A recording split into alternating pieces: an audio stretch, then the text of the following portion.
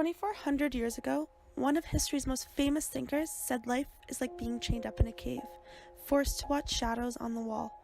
This is what Plato suggested in his Allegory of the Cave. In the allegory, a group of prisoners have been confined in a cavern since birth, with no knowledge of the outside world. They are chained facing a wall, unable to turn their heads, while the fire behind them gives off a faint light. Occasionally, people pass by the fire carrying figures of animals and other objects that cast shadows on the wall. The prisoners name and classify these illusions, believing they are perceiving actual entities. Suddenly, one prisoner is freed and brought outside for the first time.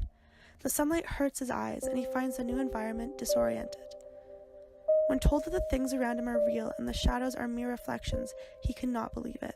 The shadows appeared much clearer to him, but gradually his eyes adjust until he can look at reflections of the water, at objects directly, and finally at the sun, whose light is the ultimate source of everything he is seeing.